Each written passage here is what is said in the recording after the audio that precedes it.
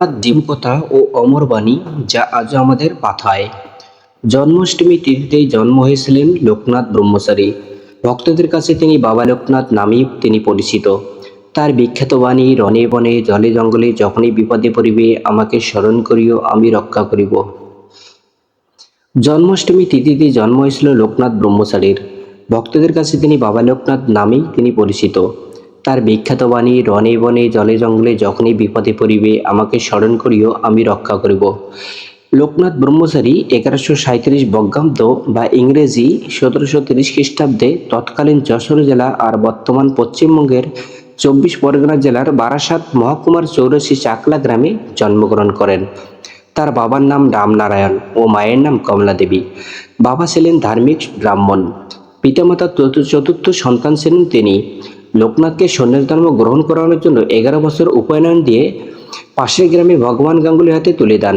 এ সময় তার সঙ্গে হন বাল্যবন্ধু ও বেণীমাধব। উপনয়ন শেষে লোকনাথ, বেণীমাধব ও ভগবান গাঙ্গুলি পদযাত্রা শুরু করেন। বিভিন্ন গ্রাম, শহর, নদ, নদী, জঙ্গল অতিক্রম করে প্রথমে কালীঘাটে এসে যোগ সাধনা শুরু করেন। এই রূপে গুরুর আদেশে বিভিন্ন স্থানে যোগ সাধনা ও ব্রত করে শেষ পর্যন্ত লোকনাথ ব্রহ্মজ্ঞান লাভ করেন। তারপর গুরু হয় দেশ ভ্রমণ।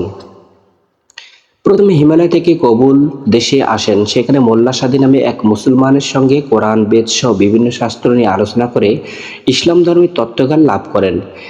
এবার গুরুকে বাদ দিয়ে তারা দুজন পদযাত্রা আবার দেশ ভ্রমণ শুরু করেন। প্রথমে আফগানিস্তান, পারস্য, আরব, মক্কা মদিনা, মক্কেশ্বর, তীর্থস্থান, তুরস্ক, Italy, Greece, Switzerland, France, Europe সহ বিভিন্ন দেশ ভ্রমণ করে দেশে ফিরে আসেন এবং পরে দেশের ভিতর হরিদ্বার, হিমালয় তীর্থ, বদ্রীনাথ, সুমেরু পর্বত, কাশীধাম ও কাবুল পরিদর্শন করেন। দিনে দিনে গুরুর বয়স 100 বছর ও শিষ্যদের বয়স 50 বছর হল। গুরুদেব ভগবান গাঙ্গুলির শিষ্য দুজনকে শ্রী তৈলাঙ্গ স্বামীর হাতে দিয়ে পরলোক গমন করেন। নারায়ণগঞ্জের বারুদির জমিদার নাগ মহাশয় লোকনাথের কথা শুনে তার জন্য জমি দান করেন এবং সেখানে মহা ধুমধামের সঙ্গে আশ্রম স্থাপন করা হয়। লোকনাথ ব্রহ্মচারীর আশ্রমের কথা শুনে দেশ দেশান্তর হতে বহু ভক্ত এসে ভিড় জমাতে থাকে। অল্প সময়ের ব্যবধানে বাবার আশ্রম তীর্থভূমিতে পরিণত হয়। কোনো এক সময় বাউলের মহারাজ তার ফোটে বাবা লোকনাথের ফটো তুলে রাখেন, যে ফটো বর্তমান ঘরে ঘরে পূজিত হয়। সেদিন ছিল 19শে জ্যৈষ্ঠ, রোজ রবিবার। বাবা নিজেই বললেন তার মহাপ্রয়াণের কথা।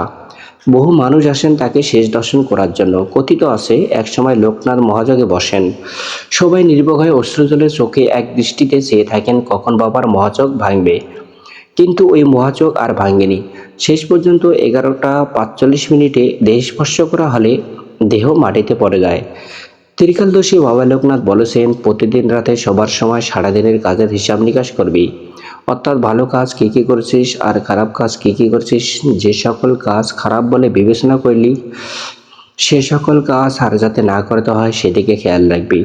আবার তিনি বলেছেন, সূর্য ডুলে যেমন আধার পালিয়ে যায়, গৃহস্থের ঘুম ভেঙে গেলে যেমন চোর পালিয়ে যায়, ঠিক তেমনি বারবার বিচার করলে খারাপ কাজ করার প্রবৃত্তি পালিয়ে যাবে। জয় বাবা লোকনাথ ব্রহ্মচারী জয়।